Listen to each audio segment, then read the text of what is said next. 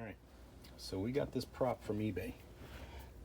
Okay, we got a 10 on there, and it runs about 26 miles an hour, maybe 26 and a half, which is fine. What I wanted to do is step up from a 10 to a 12. This is a 12, 9 1/4 by 12. The problem is, sometimes when you order these props, they are cupped. There's nothing wrong with that. What I would have done if I knew these were cupped is I would have probably ordered an 11, and that would have given me about a 12, 12 and a half. It's a little too much for the 20 on this boat. So what I'm going to do is I'm just going to take my little tools and take that cup right down flat, and we are going to make it just like that prop that is not cupped. My goal here, right now, I have to throttle up a little bit to get a 3.5 to 4 mile an hour troll. I don't want to do that. I want to keep the throttle at an idle without having to give it any more gas, so it's as quiet as possible and goes at the right speed. This prop, once we take the cup off, this prop at an idles probably around 4.7 miles per hour on a slack tide. So if I take this cup off, it's going to give me the right pitch. I want to get my top speed up maybe 1 mile per hour, but my goal here is to correct my trolling speed. 3.7 to 4.1 miles per hour seems to be perfect. So we're just going to take that cup off. And don't cringe, guys. This is really easy to do, and if you're careful, you'll never have a problem. The prop is balanced, it runs fine. So we're just going to take an exact amount off each of these blades. We're going to take that flapper wheel and we're going to test these edges. I already did this one just to get an eye of where the cup starts and where it ends.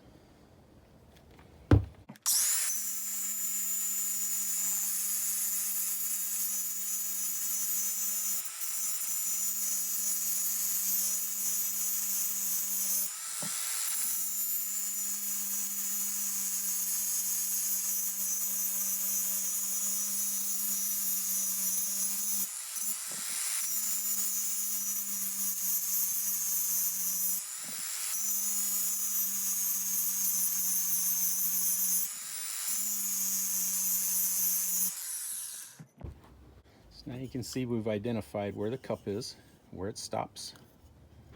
We've identified the radius right there where we want to keep that, and then gradually blend this together. And this is aluminum, so it'll come off quick. You guys don't have to grind like crazy on these. This flapper wheel will take that off. You don't need nothing aggressive. All right, so let's go ahead and take the rest of the cup off, and then we'll square the edge off a little.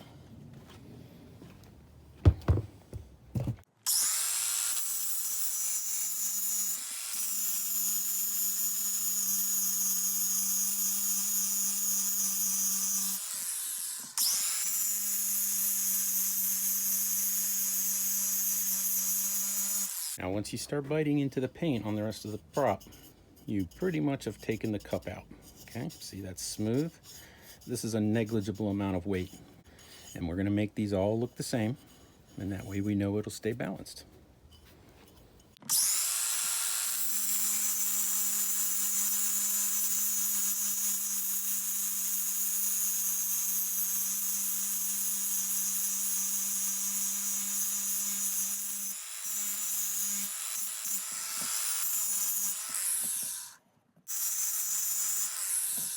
We got equal amounts.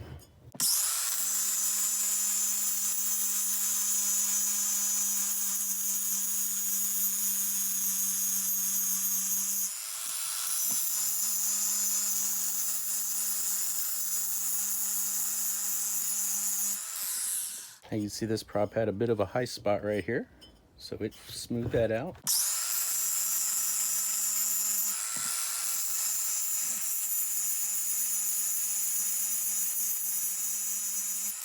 So what you don't want is any abrupt lips or any abrupt changes in the surface of the prop. Now there's no cup on the back, so you don't have to worry about that. So our cup is gone now.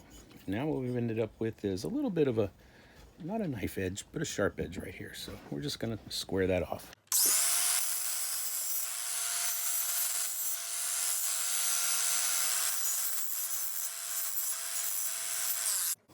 So now that's nice and even.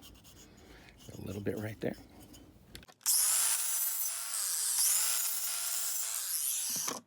Now it's nice and smooth. It rolls right into the hub right here. This looks good. Okay, this has lost the dust that's on this box right here, maybe 1/4 of a gram of material. There's no need to worry about balancing. You're not going to take this to a shop because you paid 48 bucks for this prop. You're going to go to a shop and they're going to charge you 50 bucks to balance it. And then they're going to balance something that doesn't need balanced. Now, if you go hacking away at this and you're not good with that grinder and you end up with a mess, yeah, just avoid that. Just take it to the shop to adjust or just buy a different prop. So this prop now has no cup. We've effectively reduced the pitch of the prop in performance, probably by at least a half, if not a whole pitch inch. So we're going to go ahead, and I'm not going to get too carried away with this anymore. I'm just going to clean it up a little bit with a little bit finer sandpaper, and then we're going to paint it. Just get yourself a sheet of 400. Don't need the whole sheet.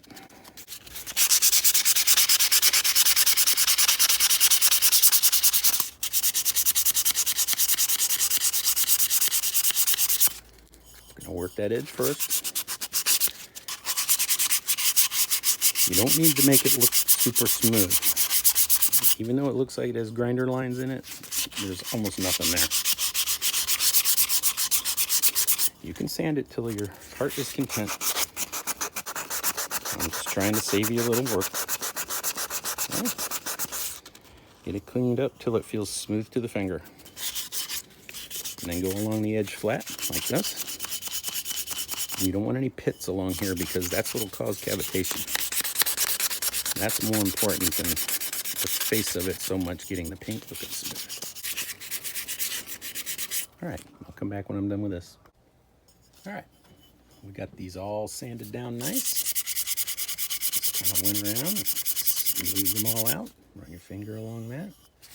These aren't scratches, they're just marks in the metal. They're not deep enough to worry about. Paint will fill all that in. You just don't want any deep scratches, and you don't want any roughness on these edges, because that will give you cavitation. So just run your finger along there. If you feel a burr, just hit it with the sandpaper. We blended them in here at the hub. As you can see, there was a little high spot right there, but that came right out. I think it was just where they heaped the paint on a little bit. So just sand that down. We roughed the whole prop up. It is ready for painting. Just going to clean the prop off. Make sure there's no exhaust residue or anything else on there that might have been in the river. Go over the whole prop like so. Don't miss any. That's where the paint will look crappy. Then about halfway through, I like to flip the rag over. Okay, make sure you got a clean rag you're using. You're not painting a car here, but you don't want to pull up to the boat ramp with a crappy looking prop, do you? Get laughed out of the ramp. How embarrassing. And then everybody will know you ran into the bottom. At least that's what they'll think. Okay. Get around the edge and all your little low spots, like right in there in that little crack. And then take the dry rag. Hold it like this. That way you're not putting oil all over the blades with your fingers. It's not a big deal, but when you're painting things, you want to do it right. Use this 2X primer. I'm not a big fan of like a shiny propeller, because I want to have a little more ruggedness. And this Rust-Oleum primer, that stuff, is a little bit more rugged than your average Krylon or gloss paint. PB Blaster lid. Hold it up just high enough.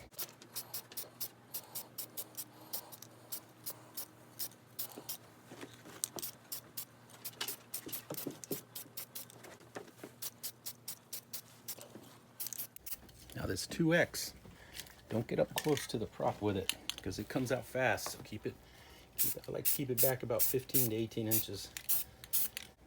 Another nice thing about this 2X primer is it dries fast. All right, let's get one more on this side and then we'll flip it.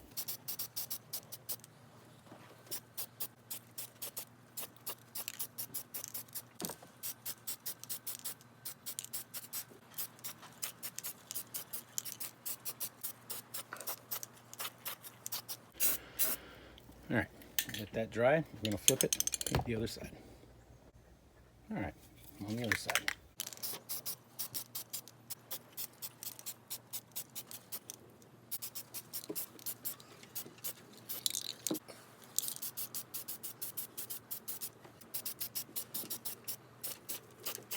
All right, that's 4 coats. I'm going to let it dry. My experience using this Rust-Oleum for a long time is the dry time on 4 coats on these props when I do this. Yes, I've done it before. I wouldn't just do this the first time thinking that it might work. I know it works. Dry time is about 1 tall boy. See in about 15 minutes. All right. Nice. It's a beautiful thing. Job well done is always a job well done. I'm going to slap this onto the boat, and then we'll do a video next week of how it performs.